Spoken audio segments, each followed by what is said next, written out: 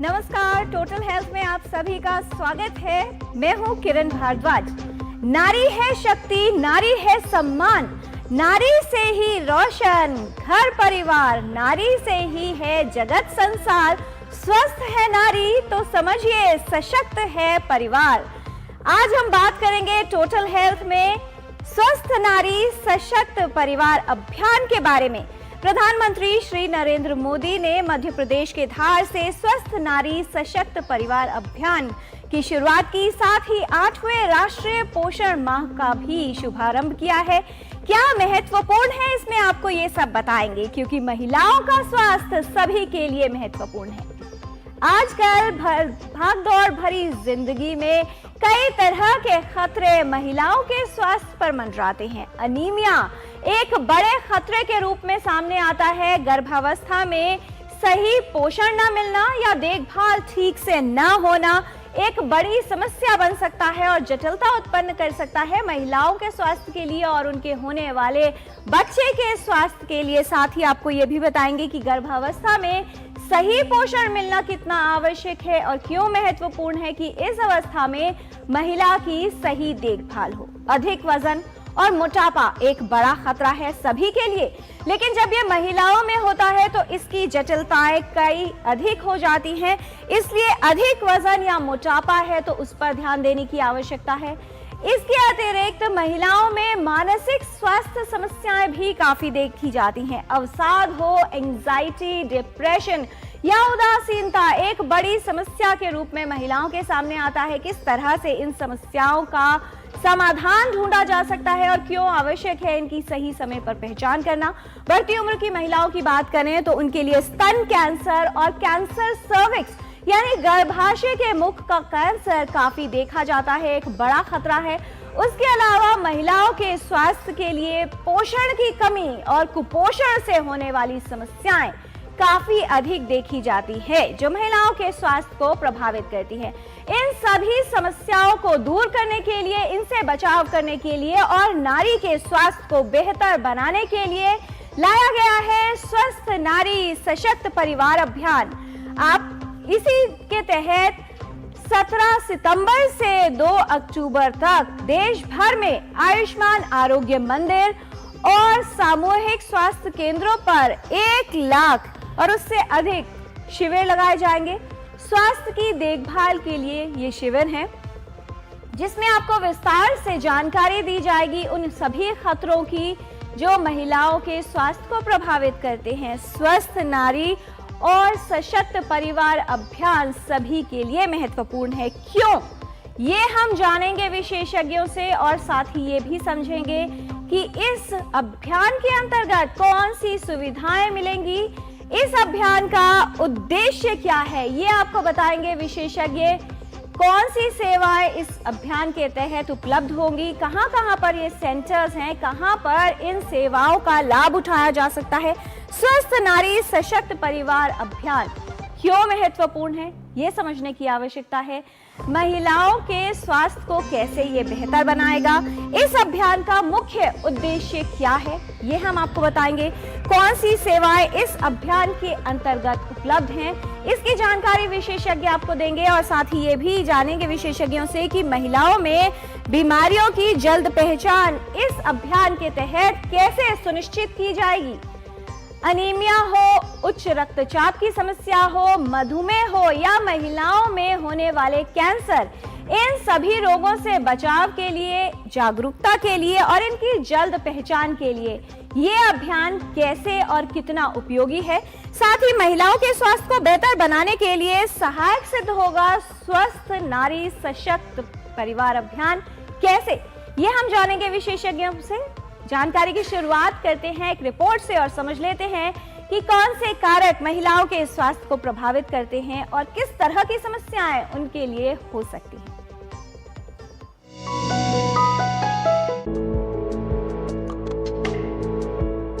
महिलाओं का स्वास्थ्य बेहद अहम विषय है। यदि महिलाएं स्वास्थ्य के लिए जागरूक हो तो पूरे परिवार का स्वास्थ्य बेहतर हो सकता है। स्वस्थ नारी सशक्त परिवार अभियान एक राष्ट्रव्यापी स्वास्थ्य पहल है जिसका उद्घाटन प्रधानमंत्री श्री नरेंद्र मोदी ने किया। इस अभियान का उद्देश्य है पूरे देश में महिलाओं और बच्चों के स्वास्थ्य व पोषण में सुधार लाना। पोषण जागरूकता के लिए समर्पित 1 महीने तक चलने वाले अभियान पोषण माह के साथ मिलकर ये अभियान आयोजित किया गया है। एक मजबूत परिवार और स्वस्थ राष्ट्र के निर्माण में महिलाओं के स्वास्थ्य की महत्वपूर्ण भूमिका पर इसमें प्रकाश डाला जाएगा। आजकल की जीवन शैली के कारण महिलाओं के स्वास्थ्य के लिए कई तरह के खतरे बढ़ गए हैं। महिलाओं को जीवन में कई पड़ावों से गुजरना पड़ता है। इन सभी अवस्थाओं में सही देखभाल करने की आवश्यकता होती है। सबसे पहले बचपन से ही बच्चियों के पोषण पर विशेष ध्यान देने की आवश्यकता है। किशोरावस्था में हार्मोनल परिवर्तन होते हैं जो मासिक धर्म, गर्भावस्था और फिर उम्र बढ़ने के साथ मेनोपॉज के दौरान होने वाले हार्मोन में बदलाव महिलाओं के स्वास्थ्य पर प्रभाव डालते हैं। इसके अतिरिक्त महिलाएं अपने परिवार की देखभाल में खुद अपने स्वास्थ्य पर ध्यान देना भूल जाती हैं, जिससे कई तरह की स्वास्थ्य समस्याएं उत्पन्न होने की संभावना रहती है। आवश्यक है कि हम सभी महिलाओं के स्वास्थ्य को लेकर सतर्क रहें और महिलाएं अपने स्वास्थ्य के प्रति सजग बने। स्वास्थ्य की सही देखभाल करें जिससे बीमारियों की संभावना कम हो और महिलाओं के लिए स्वस्थ जीवन सुनिश्चित हो। किरण भारद्वाज, डीडी न्यूज।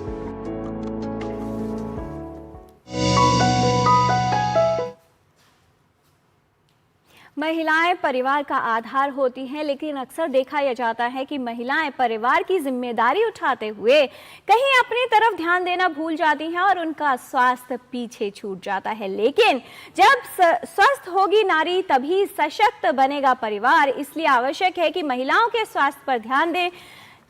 बहुत ही आवश्यक है कि ये जानें कि महिलाओं के स्वास्थ्य के लिए क्या बड़े खतरे हैं और इसी के लिए शुरुआत की गई है स्वस्थ नारी सशक्त परिवार अभियान की। क्या है इसके तहत और किस तरह से महिलाओं के स्वास्थ्य को बेहतर बनाने में ये उपयोगी सिद्ध होगा, ये जानेंगे विशेषज्ञों से। इस विषय पर विस्तार से बात करने के लिए हमारे साथ स्टूडियो में उपस्थित है विशेषज्ञों का खास पैनल।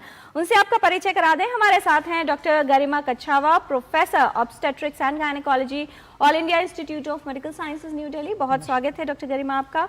आज के डिस्कशन में हमारे साथ है miss Arkaja Das, director, ministry of women and child development, government of India. बहुत स्वागत है मिस दास आपका। और आज के डिस्कशन में हमारे साथ रहेंगी miss Aradhana Patnaik, additional secretary and mission director, national health mission, ministry of health and family welfare, government of India. बहुत स्वागत है आराधना जी आपका भी। महिलाओं के स्वास्थ्य से जुड़ा जो विषय है वो सभी के लिए महत्वपूर्ण है, क्योंकि यदि महिलाओं के स्वास्थ्य को बेहतर बनाना है तो इसमें न सिर्फ महिलाओं का योगदान चाहिए, परिवार और समाज की भी भागीदारी बहुत आवश्यक है। हम सब किस तरह से महिलाओं के लिए बेहतर स्वास्थ्य सुनिश्चित कर सकते हैं, ये हम विशेषज्ञों से जानेंगे। इस विषय से संबंधित कोई भी आपके सवाल हैं तो आप हमारे इन 2 नंबर्स पर कॉल कर सकते हैं। 011 है दिल्ली का STD कोड जो आपको लगाना है, नंबर है 23097670 एंड 23097031। इन 2 नंबर्स पर आप कॉल करके अपने प्रश्न पूछ सकते हैं और आप अपने प्रश्न हमें ईमेल भी कर सकते हैं ddnewstotalhealth@gmail.com पर। तो आइए जान लेते हैं कि हमारे जो समाज का आधा भाग और मुख्य भाग माना जाता है नारी, किस तरह से उनके स्वास्थ्य को हम बेहतर बना सकते हैं। सबसे पहले आराधना जी आपसे समझना चाहेंगे, विमेन हेल्थ की जब बात आती है, महिलाओं का स्वास्थ्य आप क्यों मानती हैं महत्वपूर्ण है? जब हम बात कर रहे हैं भविष्य में देश को सशक्त बनाना है और सभी के लिए एक अच्छा स्वास्थ्य, बेहतर स्वास्थ्य सुनिश्चित करना है, क्यों आवश्यक है कि शुरुआत से ही महिलाओं के स्वास्थ्य पर ध्यान दिया जाए?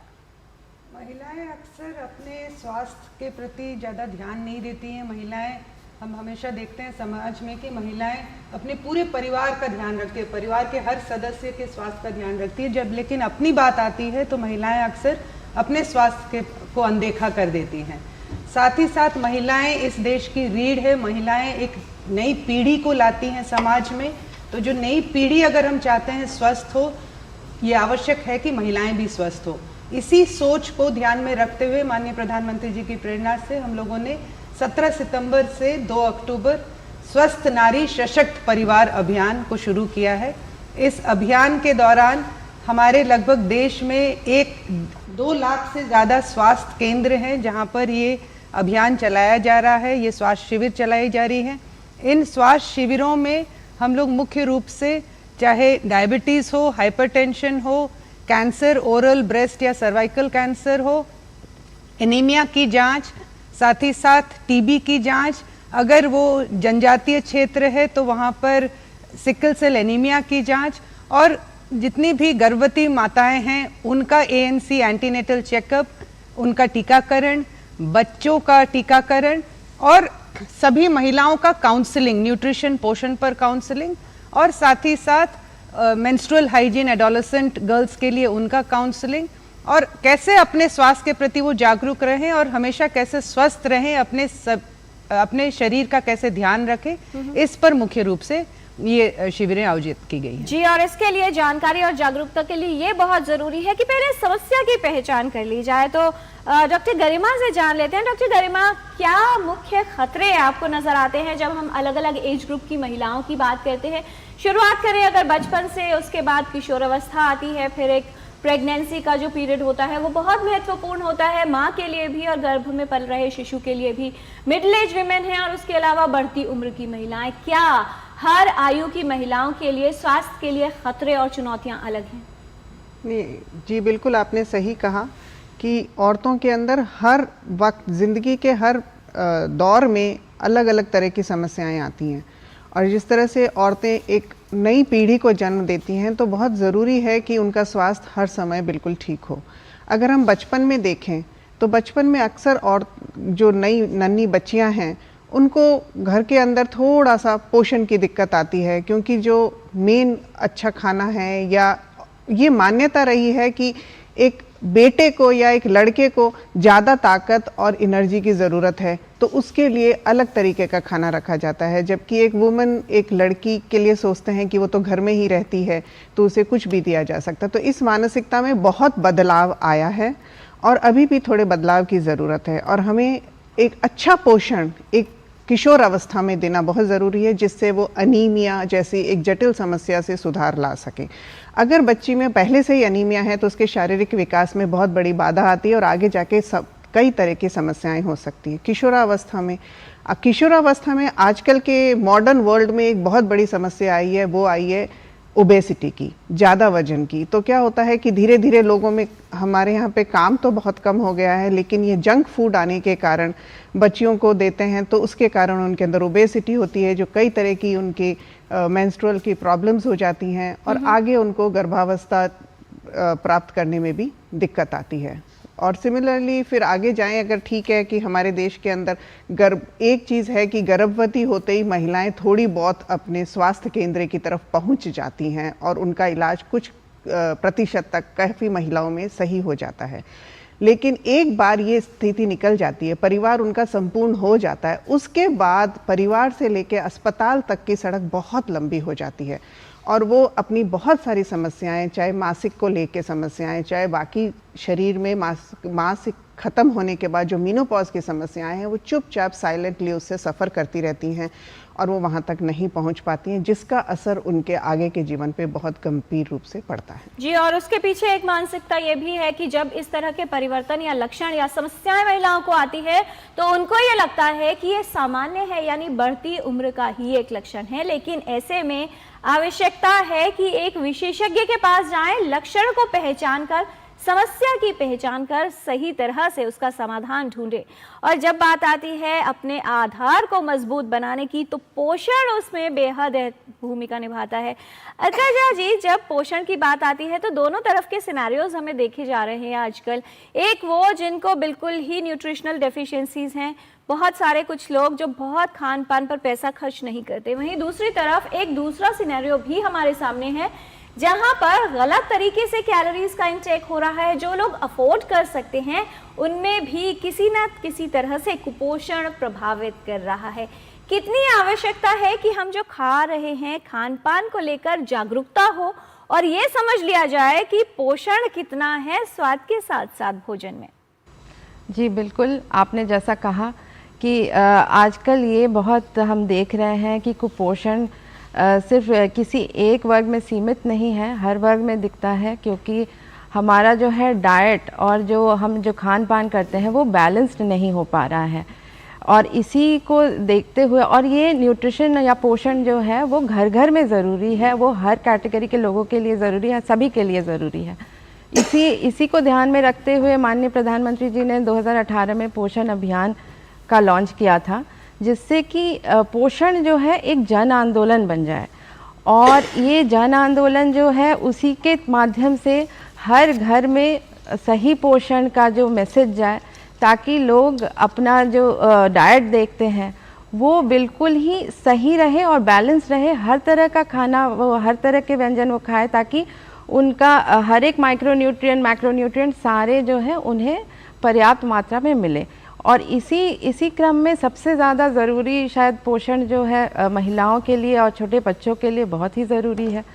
और इसी को मद्देनज़र रखते हुए इस बार हम माननीय प्रधानमंत्री जी ने 8वां पोषण माह भी का उद्घाटन किया, और इस पोषण माह में हम लोगों ने जो हमारे जो मेन थीम्स हमने रखी वो रखी, शिशु एवं छोटे बच्चों के पोषण व्यवहार पे ध्यान दिया है हमने, लोकल डाइट्स पे ध्यान दिया है, वोकल फॉर लोकल के अंतर्गत, और प्रारंभिक बाल्यकाल देखभाल एवं शिक्षा पे ध्यान दिया है, ओबेसिटी मैनेजमेंट पे ध्यान दिया है, और हमने एकीकृत क्रियाएं, क्योंकि ये जो है सारी जो पोषण है वो मतलब सारे ही आपको एक जो होलिस्टिक अप्रोच के साथ चलना है, तो इसलिए उसको भी हमने ध्यान में रखा है। और पुरुषों की सहभागिता महिलाओं के पोषण और बच्चों के पोषण और देखभाल में, वो भी एक हमारा इस बार का दृष्टिकोण रखा है हमने। जी, क्योंकि इस दृष्टिकोण का महत्व ये है कि न सिर्फ बच्चों का और महिलाओं का स्वास्थ्य बेहतर बनेगा क्योंकि उनको सही पोषण मिलेगा, बल्कि ये भी कि अगर महिला जागरूक हो जाती है तो घर में कौन क्या खा रहा है, बच्चों को कैसा आहार मिल रहा है, परिवार के सदस्य सही पोषण ले रहे हैं या नहीं, ये सभी कुछ सुनिश्चित किया जा सकता है। इसलिए महिलाओं की जागरूकता बहुत ही महत्वपूर्ण है। आराधना जी, किस तरह से समझाना चाहेंगी एक उद्देश्य जिसको देखा जा सकता है और सभी लोग समझ सकते हैं इस अभियान का, जब बात कर रहे हैं स्वस्थ नारी सशक्त परिवार अभियान? किस तरह की सोच हमारे सामने है जब हम फ्यूचरिस्टिक अप्रोच से बात करते हैं और ये कहा जाता है कि भविष्य में डिजीज प्रिवेंशन पर ध्यान दिया जाए, क्योंकि अगर अभी से ध्यान दिया जाएगा तो आने वाले 10, 20, 30 वर्षों में उसके जो परिणाम है वो स्पष्ट देखे जा सकते हैं। हमारे देश भर में सभी गांव पंचायतों में लगभग 1,78,000 आयुष्मान आरोग्य मंदिर हैं। इन आयुष्मान आरोग्य मंदिरों में हम मुख्य रूप से 12 पैकेजेस ऑफ सर्विसेज देते हैं, जिसमें मुख्य रूप से prevention and promotion of health care, वो उस पर ध्यान देते हैं, प्रिवेंटिव एस्पेक्ट पर ध्यान देते हैं, प्रमोटिव एस्पेक्ट पर ध्यान देते हैं, साथ ही क्यूरेटिव एंड रिहेबिलिटेटिव, इन सभी एस्पेक्ट्स को ध्यान में रखते हुए हैं यहाँ पर, चाहे वो महिलाओं की जितनी भी प्रकार की बीमारियां हो सकती, चाहे उनके रक्तचाप की जांच करनी है, उनके शुगर की जांच करनी है, गर्भवती महिलाएं हैं तो उनका एंटीनेटल चेकअप कराना है, बच्चों का टीकाकरण कराना है, किशोरियों के लिए एडोलेसेंट हेल्थ मतलब किशोरावस्था में जो भी समस्याएं उनको आती हैं उस पर परामर्श देना है, मेंटल हेल्थ, आजकल मानसिक स्वास्थ्य भी एक बहुत बड़ी समस्या हो गई है किशोरियों और महिलाओं को, खासकर महिलाएं जब प्रेग्नेंट होती है उस दौरान भी काफ़ी वो मानसिक तनाव से गुजरती हैं, तो उनको कैसे परामर्श देना, और जितनी भी इन सभी बीमारियों के लिए जो भी दवाएं हैं, जो भी डायग्नोस्टिक है मतलब जो भी जांच करना, ये सभी मुफ्त इन आयुष्मान आरोग्य मंदिरों में होता है।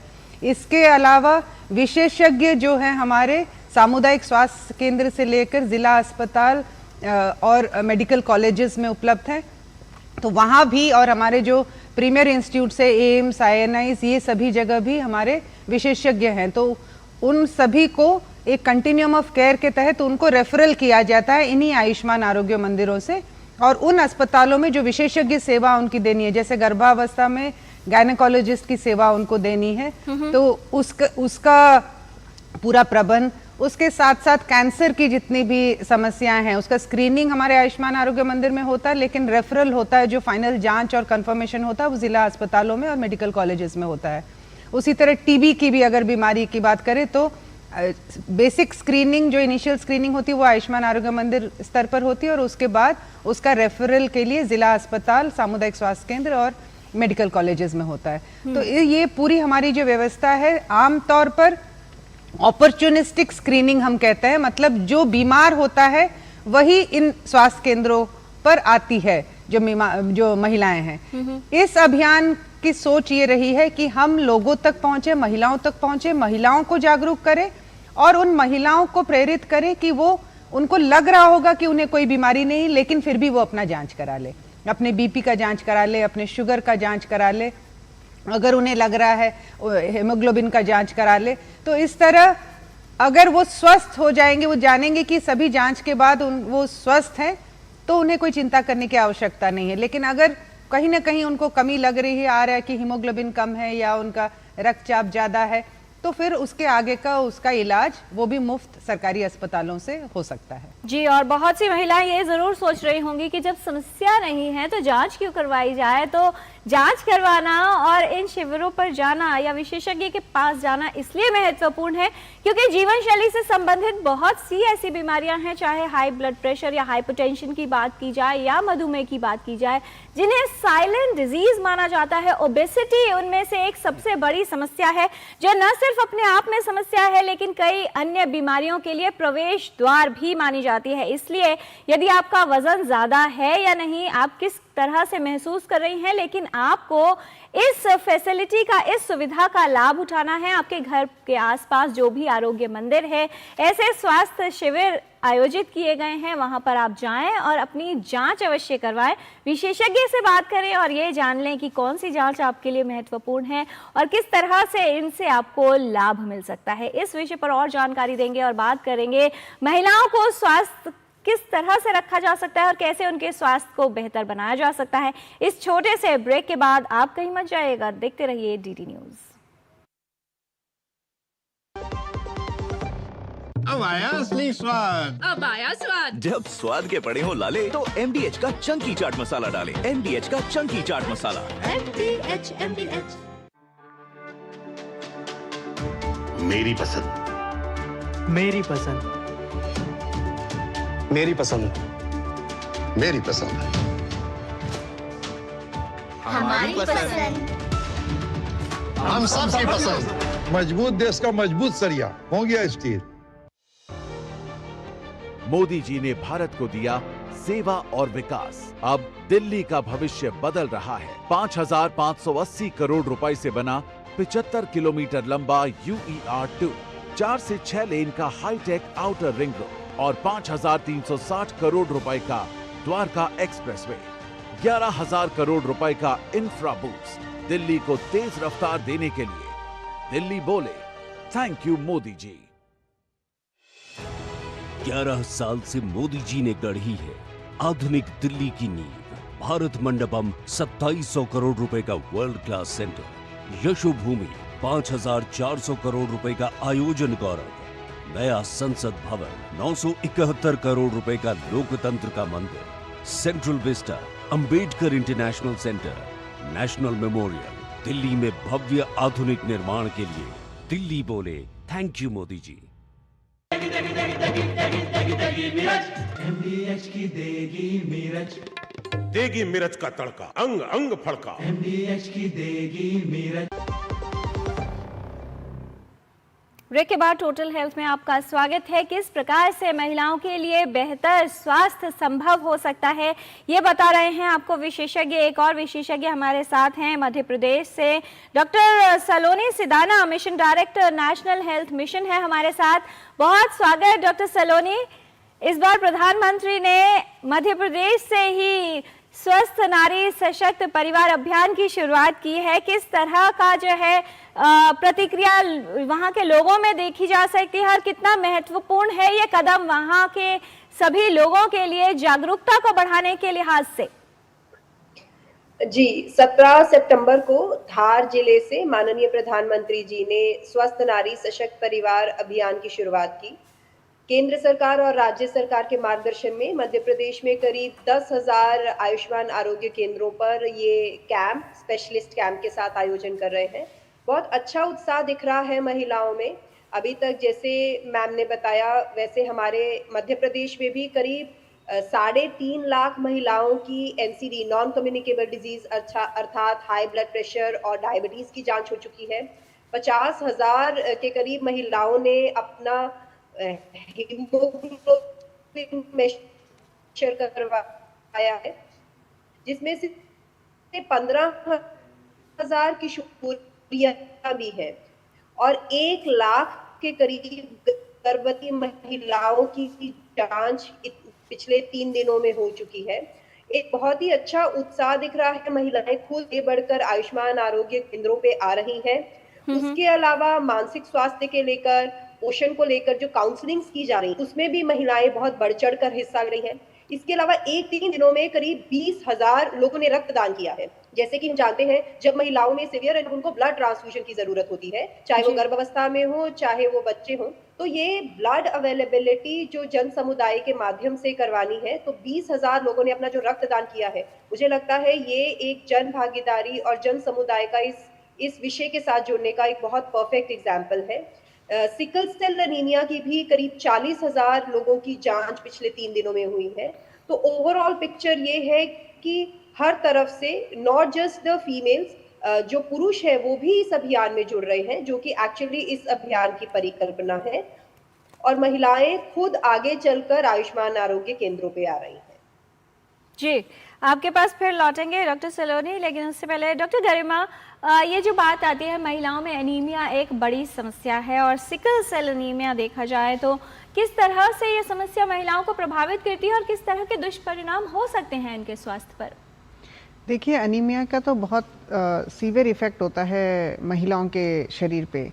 अब समस्या ये है कि महिलाएं अपने स्वास्थ्य को नज़रअंदाज करती रहती हैं। बचपन से सिकल सेल एनीमिया की बात करें तो वो बचपन से ही उसके अंदर ये प्रॉब्लम है, ये डिजीज़ है, लेकिन ये हमें पता कब चलता है? हमें ये अक्सर पता तब चलता है जब औरत गर्भवती होती है, और जब वो गर्भवती होती है तब तक उसका अनीमिया बहुत सीवियर हो चुका होता है, उसका असर उसके शरीर के बाकी हिस्सों पे भी पड़ जाता है, और सबसे ज़्यादा दिक्कत आती है जब वो डिलीवरी की तरफ जाती है। हमें पता है कि जब भी प्रसव होता है तब कुछ खून तो उस समय महिला का निकलता ही है, तो ऐसे में अगर उसको अनीमिया है और स्पेशली जब सिकल सेल अनीमिया है तो उसके अंदर ऑक्सीजन की कैरिंग कैपेसिटी इतनी कम हो जाती है कि बच्चे या तो एबॉर्शन हो जाता है या बच्चे बहुत कमज़ोर होते हैं, और नहीं तो बच्चे अक्सर अंदर ही गर्भ में ही उनकी ख़त्म हो जाते हैं, वो पनप नहीं पाते हैं, और अगर पनपते भी हैं तो जब वो पैदा होते हैं तो वो बहुत ही कमज़ोर होते हैं।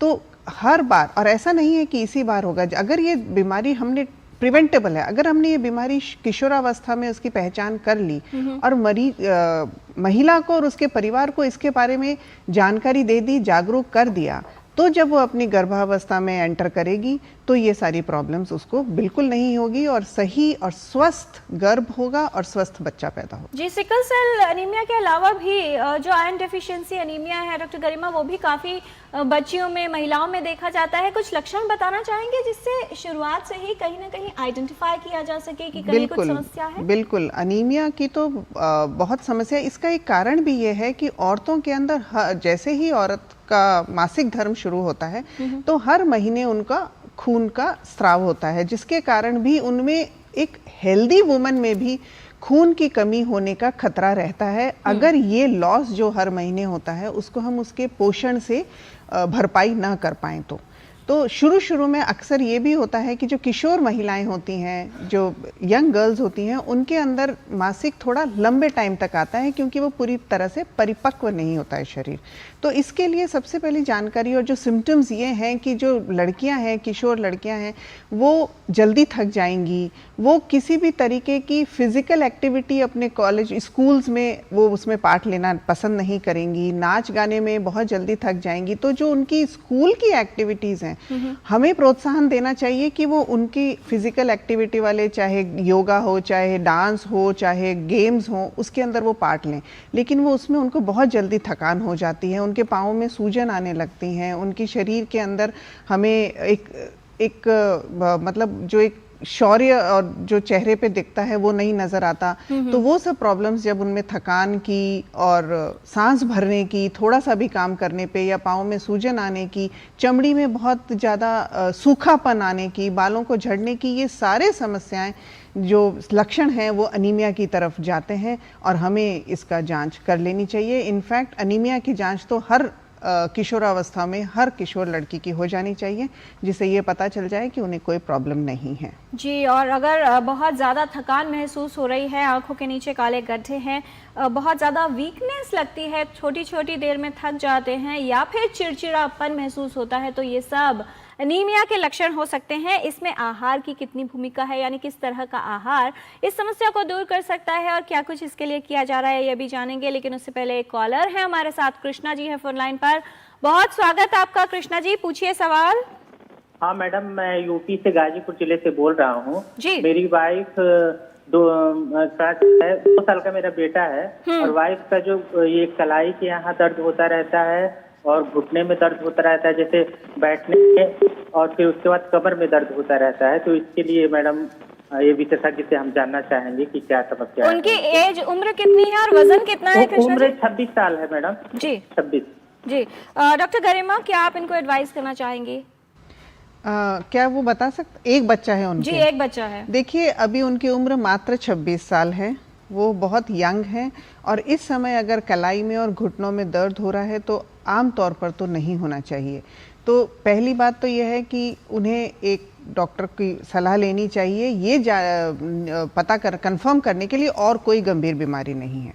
दूसरा, अगर हम ये सोचें कि ये हमारे पोषण की वजह से हो सकता है तो बिल्कुल सही है। अक्सर क्या होते हैं, औरतें घर में काम करती हैं, वो बाहर नहीं निकलती हैं, तो उनके अंदर विटामिन डी की भी बहुत कमी हो जाती है। और क्योंकि दूध वगैरह या दूध के पदार्थ हैं, वो अक्सर वो लोग अपने बच्चों को और अपने पति को दे देती हैं और खुद बिल्कुल भी सेवन नहीं करती हैं, तो जिसके कारण उनके अंदर कैल्शियम की भी कमी हो जाती है। और गर्भावस्था एक बार ऐसी स्थिति है जहाँ पे औरत के शरीर का कैल्शियम निकल के उनके बच्चों को जाता है, तो उनकी हड्डियों में कमज़ोरी आ जाती है, उनकी मांसपेशियों में कमज़ोरी आ जाती है। तो सबसे पहले तो भाई साहब को मैं ये कहना चाहूँगी कि वो अपनी पत्नी के स्वास्थ्य पोषण की तरफ ध्यान दें, उन्हें अच्छा खाना खिलाएं, स्पेशली जो उनको कैल्शियम रिच पदार्थ हैं वो खिलाएं, दूध का सेवन कराएं, बाजरे खिलाएं, रागी खिलाएं, और थोड़ा सा उनको एक्सरसाइज की तरफ भी थोड़ा बहुत ध्यान दें, जो कि एक डेडिकेटेड एक बार स्वास्थ्य केंद्र में जाके जांच करा लें उसके बाद, और विटामिन डी की कमी से भी ये सब हो सकता है। जी, और कृष्णा जी को हम धन्यवाद भी देना चाहेंगे कि अपने जो वाइफ हैं उनके स्वास्थ्य को लेकर ये न सिर्फ जागरूक हैं बल्कि इन्होंने कॉल भी किया है। अर्कजा जी, ये जो बात आ रही है सही पोषण न मिलने की, अगर हालांकि इन्होंने बताया नहीं, बहुत सारी माताएं हैं जो बच्चों को अगर स्तनपान कराती हैं तो उसके बाद भी, क्योंकि वो प्रेगनेंसी वाला पोषण वहीं ख़त्म कर दिया जाता है, उसके बाद सप्लीमेंट्स नहीं लिए जाते हैं, बहुत ध्यान नहीं दिया जाता है, तो कुपोषण की समस्या वहाँ देखी जाती है। स्तनपान कराने के साथ किस तरह के सप्लीमेंटेशन और फॉलोअप्स आप लोग रखते हैं कि महिला को गर्भावस्था के दौरान सही पोषण मिल पाए, सप्लीमेंटेशन ठीक हो और जो बच्चा है उसके लिए भी सही और पूर्ण पोषण मिल सके? तो देश में जो मिशन पोषण 2.0 के अंतर्गत देश में 14 लाख से ज़्यादा आंगनवाड़ियाँ हैं, जिसमें कि जो गर्भवती महिलाएं, धात्री माताएं, 6 वर्ष से कम उम्र के बच्चे और किशोरियाँ, जो कि आकांक्षी ज़िले और नॉर्थ ईस्ट रीजन के किशोरियों को भी सप्लीमेंट्री न्यूट्रिशन जो है दिया जाता है आंगनवाड़ियों में। उसके साथ साथ कुछ और भी सर्विसेज हैं, जैसे कि उनको हेल्थ और न्यूट्रिशन के बारे में जानकारी दी जाती है आंगनवाड़ी वर्कर के द्वारा, और जो है यहाँ पे हमारा स्वास्थ्य विभाग के साथ बहुत ही जो है क्लोज एक हमारा जो सहभागिता है, क्योंकि वहाँ आंगनवाड़ी केंद्र पे जो भी महिलाएं और बच्चे आते हैं उनका हेल्थ चेकअप, उनका रेफरल, उनका इम्यूनाइजेशन, ये सब भी किया जाता है तो हेल्थ विभाग के साथ। तो ये जो है, ये हम लोगों ने इस स्कीम के अंतर्गत ये सभी के लिए ओपन है, जितनी भी गर्भवती माताएं हैं, धात्री माताएं हैं या 6 वर्ष से कम वाले बच्चे हैं, सभी के लिए ये सप्लीमेंट्री न्यूट्रिशन और जो है education regarding health and nutrition, और अर्ली जो बच्चे, छोटे बच्चों का जो प्री स्कूल एजुकेशन, ये तीनों चीज़ें जो है बहुत ही ज़रूरी है। और न्यूट्रिशन जो है वो हर एक इंसान के लिए ज़रूरी है, और स्पेशली जैसे हम लोग आज डिस्कस भी कर रहे हैं कि प्रेग्नेंट वीमेन और जो धात्री माता है, क्योंकि जब एक बार उनका डिलीवरी हो गया उसके बाद भी चूँकि ब्रेस्ट फीडिंग चलती है तो उस टाइम पे भी माताओं का पोषण बहुत बहुत ज़रूरी है। इसीलिए हम धात्री माताओं को भी 6 महीने तक बच्चे के जन्म के 6 महीने तक हम सप्लीमेंट्री न्यूट्रिशन आंगनवाड़ी के द्वारा देते हैं। जी, फिलहाल एक और कॉलर हमारे साथ मध्य प्रदेश से कमलेश जी हैं फोन लाइन पर। स्वागत आपका, पूछिए सवाल। जी ma'am, good morning. Good morning to you ma'am. मेरी वाइफ अभी बच्चे को दूध पिलाती है, तो उनकी हेल्थ के लिए हम क्या न्यूट्रिशन देना चाहिए? कमलेश जी, आपकी आवाज़ ठीक से नहीं सुन पा रहे, क्या जानना चाह रहे हैं आप? मैम मैं बोल रहा हूँ जो धात्री महिला हैं, जैसे मेरी वाइफ है, मेरा अभी 3 महीने का बेटा है, वो हेलो, ब्रेस्ट फीडिंग के ऊपर जानना चाह रहे थे। 3 महीने का बच्चा है। 2 बातें बता दीजिए डॉक्टर गरिमा। एक तो स्तनपान कब तक कराया जा सकता है, और आहार के विषय में हालांकि हम बात कर चुके हैं। जी देखिए, स्तनपान का 6 महीने तक तो हमें एक्सक्लूसिव स्तनपान कराना है बच्चे को, और उस समय बच्चे 6 महीने के बाद में हम ऊपर का थोड़ा खाना बच्चे को देना चाहिए, और हम जरूर देना चाहिए, क्योंकि स्तनपान 6 महीने के बाद बच्चे के ग्रोथ के लिए पर्याप्त नहीं होता है। और इस दौरान 6 महीने तक तो माता जी को कैल्शियम लेना चाहिए। जो सप्लीमेंट्स सरकार देती है वो 6 महीने तक बराबर लेना चाहिए। 6 महीने के बाद भी स्तनपान किराया जा सकता है अगर बच्चा करना चाहता है या बच्चा कर रहा है, लेकिन धीरे धीरे स्तनपान की मात्रा कम कर देनी चाहिए, क्योंकि वो बच्चे के पोषण के लिए इतना फ़ायदेमंद अब रहता नहीं है।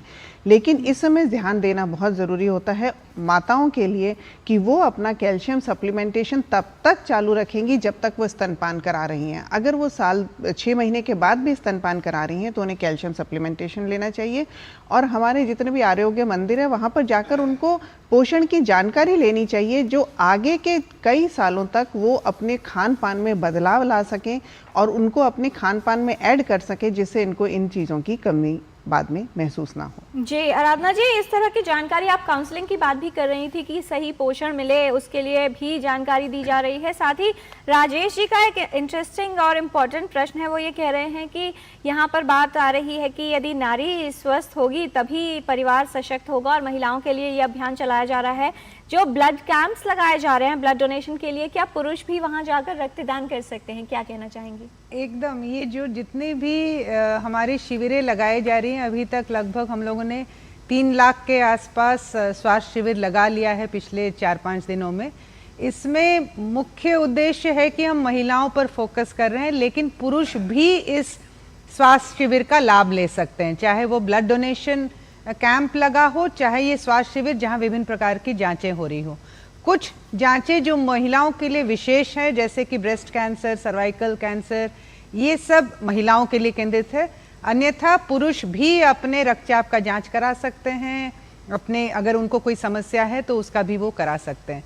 तो फोकस है महिलाओं का, लेकिन कोई पुरुष अगर वहाँ जा रहा है तो उन्हें मना ही नहीं है। अभी तक हम लोगों ने लगभग 60 लाख लोगों का जांच करा लिया है, जिसमें से 40 लाख महिलाओं का हुआ है और 20 लाख पुरुषों का हुआ है। जी, और इसके अलावा जैसे डॉक्टर सलोनी बता रही थी कि जो ब्लड डोनेशन के लिए भी एक अच्छी संख्या में लोग सामने आए हैं, जिसको एक रिकॉर्ड माना जा सकता है, जितना ब्लड डोनेशन 3 दिनों में जो है पूर्ण किया गया है। आराधना जी, ये बात बताएं कि हमारा जो लक्ष्य है 2 अक्टूबर तक ये अभियान चलाया जाएगा। इतने बड़े व्यापक स्तर पर देश भर में इस अभियान को चलाना, बहुत सारी तैयारी, बहुत सारा प्रयास और एक बहुत अच्छा टीम वर्क, कैसे आप लोगों ने स्ट्रेटेजाइज किया है, और इम्प्लीमेंटेशन या कंप्लायंस के स्तर पर किस तरह के चेक्स रखे जा रहे हैं? इतना बड़ा अभियान करने के लिए कई दिनों की मेहनत की आवश्यकता होती है, कई महीनों की मेहनत की आवश्यकता होती है।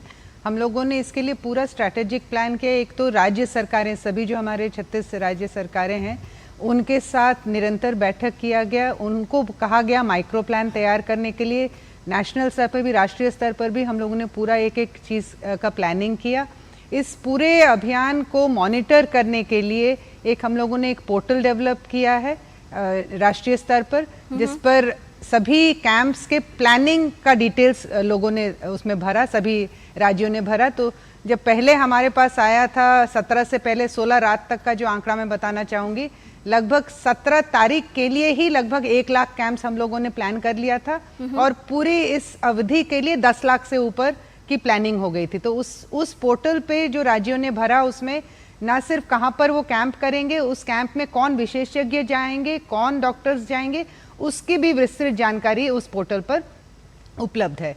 और इस प्रकार से सभी राज्यों के साथ संयुक्त रूप से प्रयास किया गया कि सभी लोग अपने अपने कैंप्स की प्लानिंग करें, कौन से मैन पावर वहाँ पर रहेंगी, कौन विशेषज्ञ जाएंगे, डॉक्टर्स जाएंगे, जो जितनी भी उसकी सामान की आवश्यकता है, जो दवाएं हैं, जो डायग्नोस्टिक किट्स है, वो सब की प्लानिंग विस्तृत रूप से की गई कि सभी लोग अपने अपने कैंप्स में व्यवस्था करेंगे।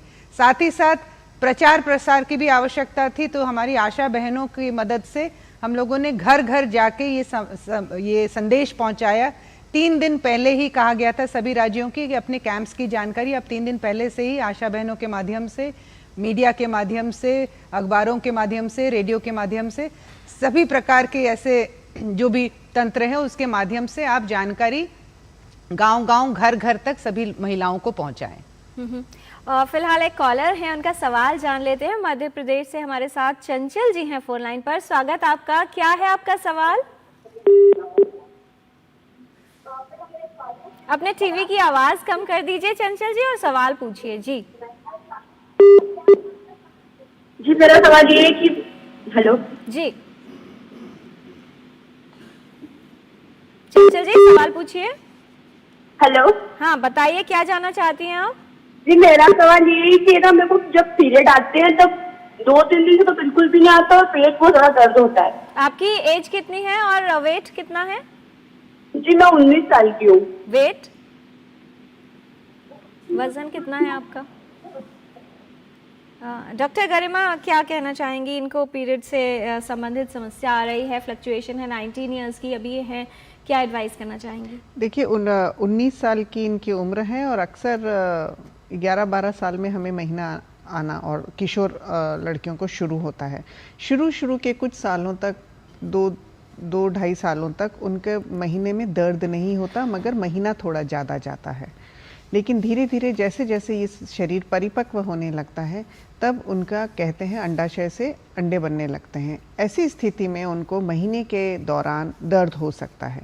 तो अगर ये दर्द महीने के शुरू होने के साथ या 1 आध दिन पहले होता है और महीना ख़त्म होते ही या उसके 1-2 दिन शुरू होते ही ख़त्म हो जाता है, तो ये फिजियोलॉजिकल कहा जाता है। और इसके लिए आप अपने एक आध जैसे ही महीना शुरू हो तो दर्द की गोली ले सकते हैं। अदरवाइज़ जो भी कुछ घर के नुस्खे भी हैं, जैसे कि आप गरम थैली यूज़ कर सकते हैं, आप कॉफ़ी पी सकते हैं, इन चीज़ों से आपके दर्द में थोड़ी कमी आ सकती है।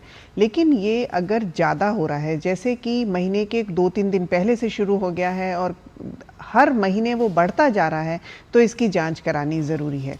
लेकिन अगर 1-2 दिन ही होता है और 1-2 गोलियों से वो फ़र्क पड़ जाता है, या आप अपने थोड़ा आराम करके इन चीज़ों से इस दर्द को काबू में रख सकती हैं, तो ये एक फिजियोलॉजिकल है। जी, और चंचल जी आपने वजन नहीं बताया था, तो अगर आपका वजन ज़्यादा है तो ये भी विशेषज्ञ से जान लीजिएगा कि कहीं PCOS की समस्या तो नहीं है। बहुत सारी युवतियों को प्रभावित करती है और जो मेंस्ट्रुअल साइकिल है उसमें भी इरेगुलरिटीज़ और जटिलताएं हो सकती हैं। तो एक विशेषज्ञ से परामर्श अवश्य ले लीजिए। और जैसा हमारे विशेषज्ञ कह रहे हैं कि आपको अपने पोषण पर भी ध्यान देने की आवश्यकता है, क्योंकि महिलाओं से के शरीर से न सिर्फ जो ब्लड है, जो रक्त है, वो उसका स्राव अधिक होता है, बल्कि आयरन की डेफिशिएंसी भी बहुत सारी युवतियों में, महिलाओं में देखी जाती है। पोषण की जब बात करते हैं तो इस बार का जो एक मेन फोकस है अर्कजा जी कि पोषण भी और पढ़ाई भी, बहुत ही इंटरेस्टिंग लग रहा है। किस तरह से देख रही हैं और क्या फोकस इसमें किया जा रहा है? कैसे पोषण बहुत महत्वपूर्ण है और बच्चियों को पढ़ाना भी उतना ही महत्वपूर्ण है, कैसे दोनों ही चीज़ों को टारगेट करके उनके भविष्य को बदलने की बात की जा रही है? बिल्कुल। पोषण भी, पढ़ाई भी जो है हमारा एक हम लोगों ने ये आंगनवाड़ियों में शुरू किया है, क्योंकि 0 to 6 जो आपके 6 वर्ष तक में बच्चों का 85% से ज़्यादा ब्रेन डेवलपमेंट हो जाता है। और उसके लिए वो ताकि अच्छे से डेवलप हो सके, उसके लिए पोषण भी उतना ही ज़रूरी है। और उसके साथ साथ जो है खेल खेल में सीखना भी बहुत ज़रूरी है जी। तो इसी को ध्यान में रखते हुए हम लोगों ने नवचेतना आधारशिला 2 करिकुलम भी बनवाया है और जिसके अंतर्गत 3 से 6 वर्ष के बच्चे जो कि आंगनवाड़ी में हर दिन आते हैं उनको हमारी आंगनवाड़ी दीदी जो है खेल खेल में हर दिन 1-2-3 एक्टिविटी के थ्रू खेल के थ्रू उनको कुछ ना कुछ सिखाते हैं ताकि उनका जो है प्री स्कूल मतलब स्कूल में जाने से पहले क्या जो पढ़ाई है वो आंगनवाड़ी दीदी उनको सिखाती हैं। और यहाँ तक कि जो हमारे 0 to 3 इयर्स के बच्चे हैं जो कि घर पे ही रहते हैं लेकिन जो हमारे सप्लीमेंट्री न्यूट्रिशन के लिए हमसे जुड़े हुए हैं उनके लिए आंगनवाड़ी दीदी उनके घर पे जाती है होम विज़िट के दौरान उनको जो है क्या पोषण खिलाना है वो उनके माता पिता को बताती है और उसके साथ साथ उनको जो है खेल खेल में उनको भी कैसे स्टिमुलेट करना है उनका अर्ली कॉग्निशन कैसे उनका डेवलप करना है ये भी उनके पेरेंट्स को भी सिखाती हैं। तो ये 0 to 6 इयर्स जो है बच्चों के लिए बहुत बहुत ही ज़रूरी है क्योंकि ये ब्रेन डेवलपमेंट और यही हमारी नींव है और उस टाइम पे अगर हम अच्छे से पोषण के साथ साथ पढ़ाई भी कराएं तो होलिस्टिक जो एक डेवलपमेंट हो पाता है बच्चों का। जी, और ये कहा जाता है कि जैसा बचपन होगा उसी से ये निर्धारित हो जाता है कि आगे वाला जीवन कैसा होने वाला है क्योंकि जितनी मजबूत नींव होगी उतनी ही मजबूत होगी इमारत। तो चाहे बात हो जीवन की या स्वास्थ्य की, अगर उसे मजबूत बनाना है भविष्य के लिए तो ध्यान देना होगा बचपन से और यही जो है इसी पर ध्यान दिया जा रहा है स्वस्थ नारी सशक्त परिवार अभियान के द्वारा। डॉक्टर सलोनी हमारे साथ हैं मध्य प्रदेश से। डॉक्टर सलोनी, किस तरह से बताना चाहेंगी आगे आने वाले दिनों के लिए 2 अक्टूबर तक ये अभियान चलने वाला है, आप लोग कैसे पहुंच रहे हैं जिससे न सिर्फ जानकारी हर एक व्यक्ति तक हर एक परिवार तक पहुंचे बल्कि उस परिवार की महिलाएं आप तक या केंद्रों तक पहुंच पाए? जी, तो एक तो इसमें हमने पब्लिक रिप्रेजेंटेटिव जो हमारे सारे जनप्रतिनिधि हैं उनका सहयोग सुनिश्चित किया है। वो जगह जगह जा रहे हैं बिकॉज वी अंडरस्टैंड कि उनकी रीच जहां तक है तो वहां तक कई बार अधिकारी भी नहीं पहुंच पाते हैं। तो अगर उनके माध्यम से ये संदेश जा रहा है तो वो सभी लोगों को और सभी महिलाओं को प्रेरित कर रहे हैं कि वो सभी कैंप तक जाएं। स्पेशलिस्ट की सहभागिता सुनिश्चित करने के लिए हमारे प्रदेश में हमें बहुत अच्छा सहयोग प्राइवेट सेक्टर से भी मिल रहा है। तो जो हमारे प्राइवेट सेक्टर के डॉक्टर्स हैं, चाहे वो फॉक्सी के हों, चाहे वो इंडियन एसोसिएशन ऑफ पीडियाट्रिक्स या IMA के हैं, उन सब ने भी बिल्कुल वॉलंटरी अपना सहयोग सुनिश्चित किया है जिससे कहीं पे भी ऐसा ना हो कि महिला कैंप के लिए पहुंच रही है और वहां पे विशेषज्ञ नहीं है। इसी प्रकार से जो हमारे दूसरे अस्पताल है दूसरे मिनिस्ट्रीज के जैसे डिफेंस के, रेलवे के, उन सब में भी अस्पतालों में ये शिविर लग रहा है। इनफैक्ट कुछ तो प्राइवेट अस्पताल, प्राइवेट मेडिकल कॉलेजेस, बड़े मेडिकल कॉलेजेस भी ये शिविर लगा रहे हैं सो दैट एक वुमेन को, एक महिला को मिनिमम डिस्टेंस तय करके जहां पे भी ये सर्विसेज पानी है वो सर्विसेज पा ले। जैसा भी PCOD की बात हुई उसके लिए भी हम शिविर लगा रहे हैं। 2-3 विशेष गतिविधियां जो कर रहे हैं वो एडोलेसेंट के लिए PCOD की काउंसलिंग, इसी प्रकार से मेंटल हेल्थ में पोस्टपार्टम डिप्रेशन, ये एक बहुत बड़ी समस्या है, इसके लिए भी बहुत वृहद स्तर पे काउंसलिंग शिविर लगाए जा रहे हैं। एडोलेसेंट्स में जो ऑल गर्ल्स कॉलेज है स्पेशली हम उनको टारगेट करके वहां पे हीमोग्लोबिन की जांच, ब्लड प्रेशर की, ओबेसिटी की, PCOD की, एंजाइटी की, हमने एक हायर एजुकेशन के साथ एक सुसाइड गेटकीपर मॉड्यूल भी कर रहे हैं कि जहां पे उनको बेसिक लक्षण बताए जा सके, जहां से उनके प्रोफेसर्स या टीचर्स ही आइडेंटिफाई कर ले कि अगर इस बच्ची में कोई डिप्रेशन या एंजाइटी के सिम्टम्स आ रहे हैं या नहीं। तो इस प्रकार से सभी स्टेक होल्डर्स को अगर इन्वॉल्व करते हैं तो मुझे लगता है लोगों तक पहुंच बेहतर होगी और अगर महिलाएं कहीं पे भी जाएंगी तो उनको सेवा प्रदायगी में कोई समस्या नहीं आएगी। जी, इसी बात को आगे बढ़ा लेते हैं। आराधना जी, एक ईमेल भी है, विनय जी का ईमेल है, इनकी वाइफ की एज है VK दुबे हैं, विनय कुमार दुबे, इनकी वाइफ की एज है 59 इयर्स। उनको कई तरह की समस्याएं आने लगी हैं। जो बढ़ती उम्र की महिलाएं हैं बहुत सी समस्याएं उनके साथ जुड़ी रहती हैं और जैसा हम बात कर रहे थे कि सबको लगता है उम्र बढ़ रही है तो ऐसा होना सामान्य है। किस तरह की जांच इन महिलाओं के लिए उपलब्ध है और दूसरी बात किस तरह से आप लोग ये सुनिश्चित कर रहे हैं कि जो महिलाएं शिविरों पर पहुंच रही हैं, हालांकि जब कहा जाता है तो अगर लोग जागरूक होते हैं, भारी संख्या में पहुंचते हैं, तो वो सब मैनेज किस तरह से किया जाएगा? इन सभी स्वास्थ्य शिविरों में जैसे मैंने कहा पहले भी कि एक तो खून की जांच, उनके बीपी की जांच, ब्लड प्रेशर की जांच, तो इससे हाइपरटेंशन, डायबिटीज़ और एनीमिया की जानकारी उनको मिल जाएगी। और उसके साथ साथ अगर उन्हें कोई और बीमारी है, चाहे घुटने में दर्द हो, चाहे उनको खांसी लगातार हो रही हो या उनको कोई और ऐसे समस्या लग रही हो, तो इवन टीबी तक की जांच, टीबी जैसे गंभीर बीमारी, उसकी भी जांच, कैंसर के जितने भी प्रकार हैं, विशेष रूप से ओरल, ब्रेस्ट कैंसर और सर्वाइकल कैंसर, उसका भी स्क्रीनिंग किया जाएगा। उसके अलावा जो वृद्ध जैसे महिला भी आपने कहा 59 साल की हैं, वो भी अगर जाएंगी, उनको जो भी समस्या उनको लग रही है वो बताएंगी, तो उसकी भी जांच की जाएगी। और अगर उसके फर्दर रेफरल की आवश्यकता है तो जो स्पेशलिस्ट कैंप्स जहाँ पर है, जो मैंने पहले बेसिक स्क्रीनिंग की बात की, ये सभी लगभग हमारे 2 लाख हेल्थ फैसिलिटीज़ में हो रही हैं, लेकिन कुछ विशेषज्ञ भी कैंप्स हमारे लग रहे हैं, तो वहाँ पर वो जाएंगे, तो वहाँ पर उनको उसके बारे में उनकी पूरी विस्तृत जांच की जाएगी और अगर उनको फिर कोई अगर स्पेसिफिक ट्रीटमेंट की आवश्यकता है तो वो किया जाएगा।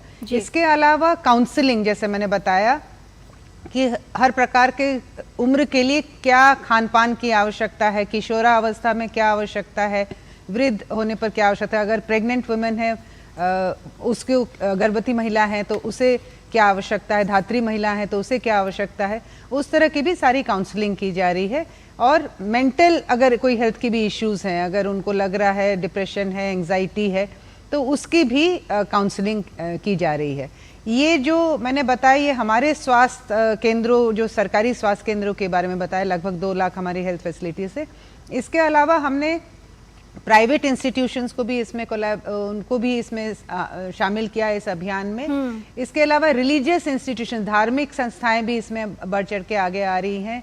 हमारे स्वास्थ्य विभाग के सभी स्वास्थ्य केंद्रों के अलावा अन्य विभागों के भी केंद्र, जैसे ESIC हो गया या रेलवेज के अस्पताल हो गए, डिफेंस के अस्पताल हो गए, आर्म फोर्सेस के अस्पताल हो गए, वो सभी भी जहाँ जहाँ पर वो उनके भी जो स्पेशलिस्ट हॉस्पिटल्स हैं, वहाँ पर उन लोगों की जांच वहाँ पर की जाए। तो जैसे कोई कैंसर स्पेशलिटी हॉस्पिटल है, तो वहाँ हम लोगों को प्रेरित करें कि आप वो उस अस्पताल में अगर आपको कैंसर रिलेटेड कोई भी आपको लग रहा है लक्षण है, तो आप वहाँ जाके अपना जांच करा सकते हैं। लेकिन सभी स्वास्थ्य केंद्रों में जो जनरल हम लोग स्क्रीनिंग की बात करते हैं, क्योंकि मुख्य उद्देश्य इस अभियान का, जैसे मैंने पहले ही कहा कि हमारे जो जितने सरकारी अस्पताल हैं, जितने भी अस्पताल है, वहाँ पर आमतौर पर जो बीमार लोग वैसे भी जाते हैं, लेकिन इस दौरान हम फोकस करें on healthy lifestyle, on health promotion, preventive health, apart from the curative part. तो वो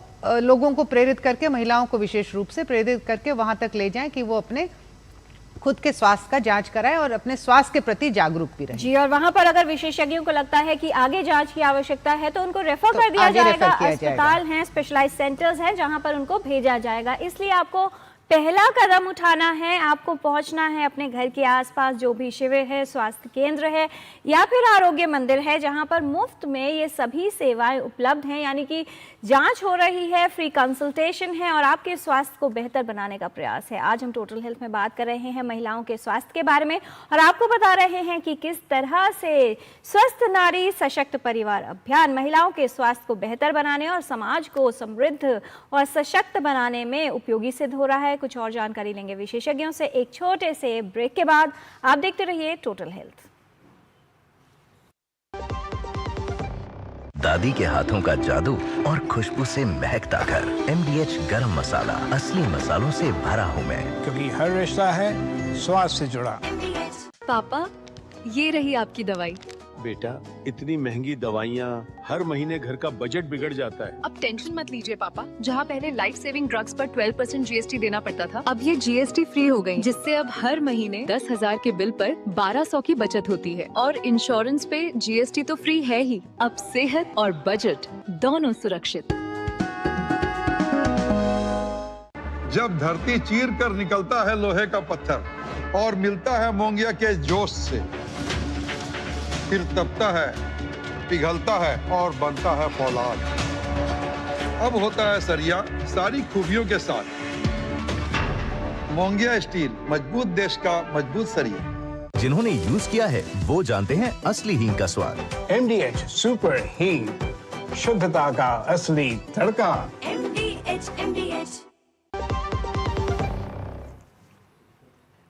ब्रेक के बाद टोटल हेल्थ में आपका स्वागत है। महिलाओं का स्वास्थ्य किस तरह से महत्वपूर्ण है और कैसे संभव बनाया जा सकता है, ये हम विशेषज्ञों से जान रहे हैं। डॉक्टर सलोनी एमपी से हमारे साथ हैं। डॉक्टर सलोनी, आपने विस्तार से बताया है कि किस तरह की गतिविधियां चल रही हैं। 2 वाक्य में क्या संदेश आप देना चाहेंगी उन तमाम व्यूअर्स के लिए जो आपको सुन रहे हैं, किस तरह से इस अभियान का लाभ ले सकते हैं, क्या कहना चाहेंगी? बस यही कहना चाहूंगी महिलाओं के लिए कि जो पूरे परिवार का ध्यान रखती हैं, उनको जरूरत है कि वे अपना ध्यान भी जरूर रखें, लक्षण आने का इंतजार ना करें और अपने निकटतम स्वास्थ्य केंद्र पर पहुंचे अपनी जांच करवाने के लिए। डॉक्टर गरिमा, 1 वाक्य में आपका संदेश। मैं ये कहना चाहूँगी कि इस अभियान के तहत मैं उन परिवारों से आग्रह करूंगी कि किशोर और गर्भवती महिलाओं में तो थोड़ी जागरूकता परिवारों में है उनको जांच करवाने के लिए, लेकिन आपका वो महिलाएं जो आपका परिवार संपूर्ण कर चुकी हैं उसके बाद में वो सबसे ज़्यादा नेग्लेक्टेड रहती हैं जब तक कि उनको मेनोपॉज नहीं हो जाए और उनमें खुद में शरीर में प्रॉब्लम्स नहीं आने लग जाएं।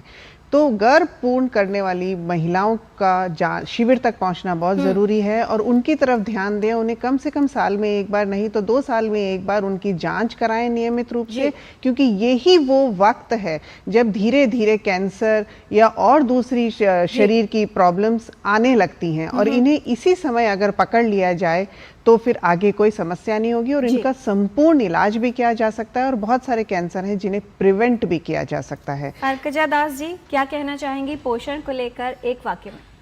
पोषण सभी के लिए बहुत बहुत महत्वपूर्ण है और ख़ास करके महिलाओं और बच्चों के लिए।